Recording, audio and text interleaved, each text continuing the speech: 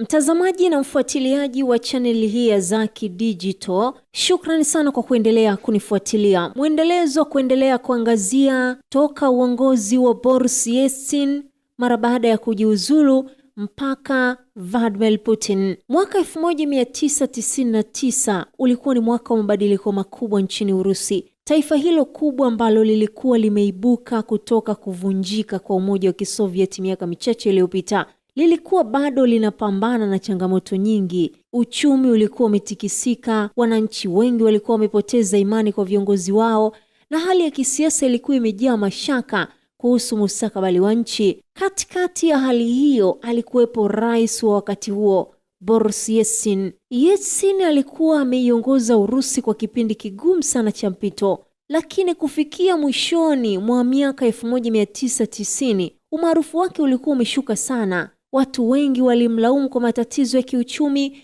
rushwa na hali ngumu ya maisha. Wakati huo jina la Vladimir Putin halikuwa maarufu sana nje ya Urusi. Alikuwa ametoka kufanya kazi katika vyombo vya usalama na baadaye kushika nyadhifa mbalimbali serikalini. Wale waliomfahamu walimuelezea kama mtu mtulivu, mwenye nidhamu kali na asiyependa kuzungumza sana hadharani. Mwezi Agosti mwaka 1999, Boris Yeltsin alifanya uamuzi ambao wengi hawakutarajia.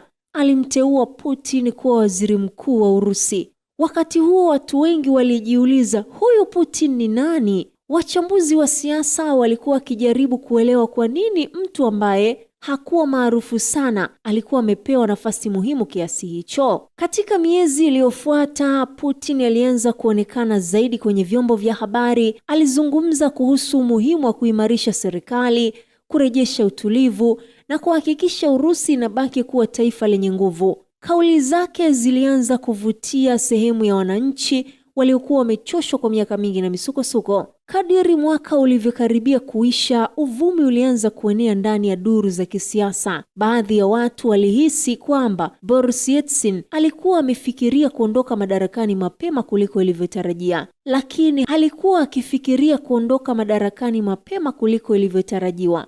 Lakini hakuna aliyekuwa na uhakika. Kisha ilipofika tarehe 31 Disemba 1999, siku hiyo ilikuwa kipekee sana. Watu wengi walikuwa nyumbani wakijiandaa kukaribisha mwaka mpya. Mitaa mingi ilikuwa imepambwa, sherehe za mwisho wa mwaka, familia zilikuwa zimekusanyika pamoja. Lakini ghafla taifa lote likashtushwa na tangazo lililorushwa kwenye television. Boris Yeltsin alionekana kwenye skrini akiwa ametulia. Katika hotuba yake alitangaza kuwa alikuwa anajiuzulu urais mara moja. Kwa wananchi wengi ilikuwa habari ya kushangaza sana.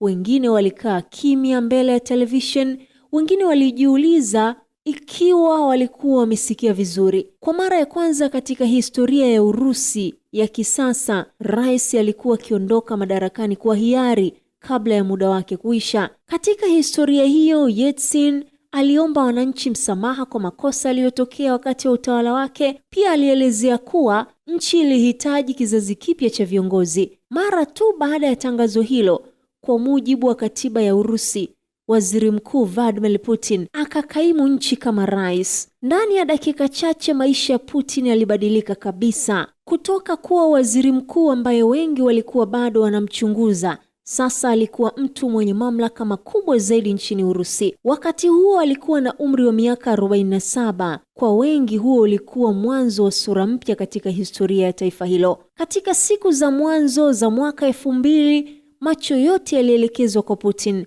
Waandishi wa habari wa ndani na hata wa kimataifa walitaka kujua atakuwa kiongozi wa aina gani. Putin alianza kutuma ujumbe mmoja muhimu sana: Urusi ilihitaji utulivu, umoja na serikali yenye nguvu. Kauli hizo zilianza kupata uungwaji mkono kutoka kwa wananchi wengi waliokuwa wamechoshwa na misukosuko ya miaka iliyopita. Kadri miezi ilivyopita, umaarufu wake ukazidi kuongezeka. Alionekana mara kwa mara kwenye mikutano ya serikali, alizungumzia kuhusu usalama wa taifa, alizungumzia uchumi, alizungumzia hadhi ya Urusi duniani. Kwa hatua ndogo ndogo, picha ya kiongozi mpya ilianza kujengwa mbele ya macho ya wananchi. Wakati huo huo, wapinzani wake walikuwa wakijaribu kujipanga kwa ajili ya uchaguzi wa urais uliopangwa kufanyika mwaka 2000. Lakini Putin alikuwa na faida moja kubwa: alikuwa tayari ameshika nafasi ya urais wa kukaimu. Hivyo sasa alikuwa akionekana mara kwa mara kwenye habari na shughuli za kitaifa. Machi 2000 uchaguzi wa urais ulifanyika.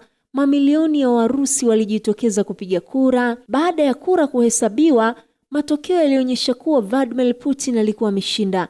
Ushindi huo ulimfanya kuwa rais kamili wa Urusi. Lakini tarehe 7 Mei 2000 akaapishwa. Ilikuwa mwisho wa enzi za Yeltsin na mwanzo mpya kabisa wa Putin. Katika miaka iliyofuata, Putin aliendelea kuimarisha ushawishi wake ndani ya siasa za Urusi. Aliunda taswira ya kiongozi mwenye msimamo mkali katika masuala ya usalama na hata mamlaka ya serikali. Wafuasi wake waliona kwamba alikuwa amerejesha utulivu na hata kuimarisha nafasi ya Urusi duniani. Wakosoaji wake kwa upande mwingine walidai kwamba mamlaka yalikuwa yanazidi kujikusanya mikononi mwa mtu mmoja na kwamba nafasi ya upinzani ilianza kupungua. Hata hivyo, jambo moja halina ubishi. Siku ile ya tarehe 31 Disemba 1999 ilibadilisha historia ya Urusi. Na toka siku hiyo hadi hii leo, Putin amebaki kuwa mmoja wa viongozi wenye ushawishi mkubwa zaidi katika siasa za dunia.